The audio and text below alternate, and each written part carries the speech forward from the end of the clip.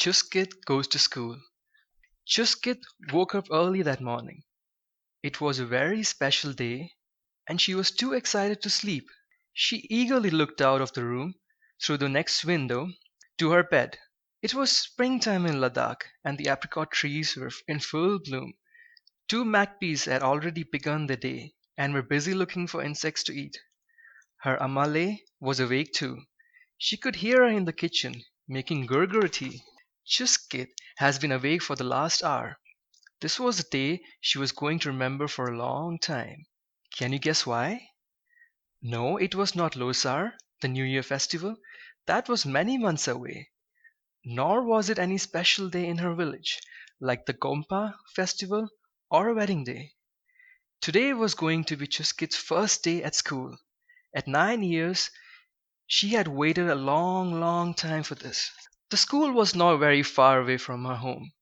To get there, you had to walk up to the main road. Just before the prayer wheel, you took the path to the left of the road that ran along the narrow stream. Near the poplar trees, you crossed the streams by jumping over the big rocks. Once you got to the other side, a short walk up a slope took you to the school. All the children of Skitpuyul, Chuskit's village, walked to school every day and with ease. But not little Chuskit. She had a disability and could not walk. Chuskit was born with legs that did not work like everyone else's. Her father had taken her to the village Amchi and then to the doctors in Leh, but no amount of medicine had helped her walk.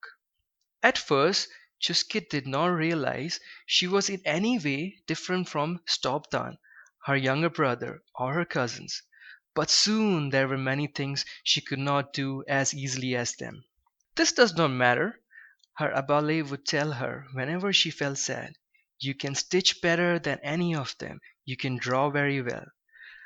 Abale often bought her some color pencils from Leh. Chuskit would sit at the kitchen window every day and draw what she saw her Amale cooked. She could see her family's animals being taken to graze every morning. She could see the blue waters of the stream that flowed nearby, and she would be first one to announce the arrival of visitors to her house. Chuskit used a chair fitted with wheels to move around. Elders called it a wheelchair. You could move it in any direction, forward, left, right, and even backward, by moving the wheels with your hand. You only needed to have really strong arms to push the weight of your body and the chair. When Abale first brought the wheelchair home, everyone in her family was very excited. Now I won't have to carry Chuskit everywhere. I can wheel her around, said Amale, with tears of happiness in her eyes. And I will be able to go wherever I want, cried Chuskit excitedly. Please, please, could I ride on your wheelchair once in a way? Begged Stopdam. He wanted to wheel it around too. It looked like fun. Billa, the big cat, jumped onto the wheelchair and stretched across the seat. Yes, this is far more comfortable than the sackcloth I slept on, she purred. Slowly, Chuskit learned to use the wheelchair. She would ask her mother to seat her in the wheelchair outside her home every evening, and from here she would watch children returning from school, chattering and laughing merrily in groups. In a while, the evening bus would return from Leh, bringing back people from work and the marketplace. How much more excited the world was from here than from the kitchen window. One evening, when Chuskit was sitting outside the house with her grandfather, a young boy came up to her. He carried a letter which he handed over to the grandfather. Jule, the bus driver asked me to give this to you, he said. My name is Abdul, he said, turning to Chuskit. I study in class 6 at the government school, and I have often wondered why you don't come to school. Jule, Abdul, said Chuskit, I have never been to school. The path to the school is too uneven and pebbly, and my wheelchair will get stuck. Besides, I cannot cross the little stream in front of the school. It would be difficult for my parents to carry me to school and back every day. But would you like to come to school? Said Abdul. Of course, replied Chuskit. I hear my younger brother talks of all that he does at school. I want to study like all of you, make friends, play games, wear a uniform, and even write exams. Sometimes my brother teaches me songs that he has learned at school, and I love it. You may not believe this, but sometimes dreams of carrying a school bag, even eating packed lunch. Enough, enough, interrupted the grandfather. Stop dreaming, Chuskit. You know you cannot go to school. I have told you this many times. Learn as much as you can at home. Memele, please, pleaded Chuskit softly with tears in her eyes as her grandfather walked away angrily. Memele does not understand how I feel, said Chuskit. I remember the day my brother recited his tables with such pride, even the time he learned to read. My parents were very happy, as they had never been to school. I too wanted to learn to read and do maths. Do you understand? I do, said Abdul. Chuskit, I will see you again. I must go now. My mother will be waiting for me. Jule. The next day, Abdul went straight to the headmaster's room after assembly. Jule Azangle, he said, I want to talk to you about a girl from our village who does not go to school. Her name is Chuskit. She is Topdam's sister. Oh, yes, replied the headmaster. I know her. She is disabled, isn't she?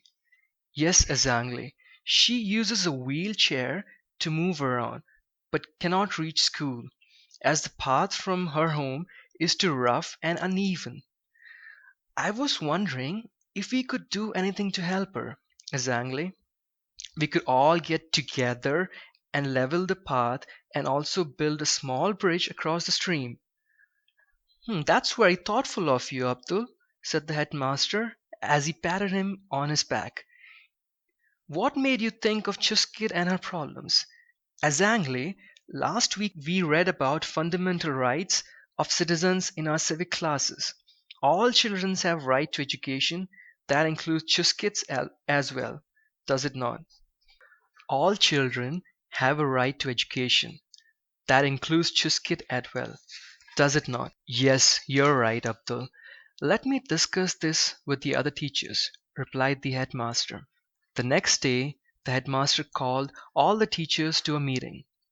He shared Abdul's ideas with the group and asked the teachers what they felt. Impossible, said one of them. How can we have a disabled child in our school? How will she be able to write, play, and go to toilet like the other children? That's exactly what we have to work out, said the headmaster. I hear that in the village of Mentokul, the village education committee has helped build a special toilet for one of the disabled children. We could ask them what they have done, but first we have to get Chuskit to school. Then we could think of ways to helping her do things in school. 2 weeks later, there was a great excitement at the government school.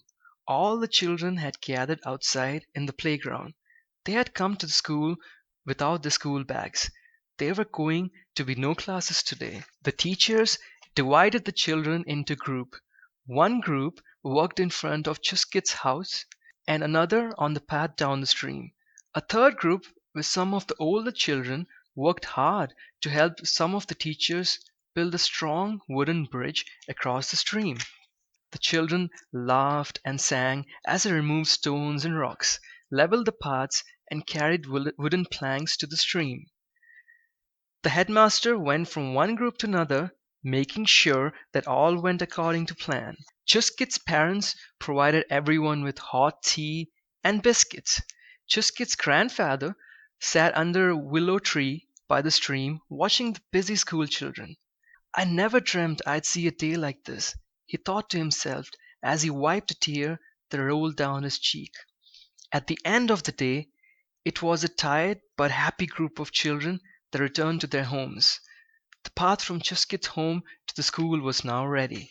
Chuskit was going to school for the first time in her life, and that's why she was so excited.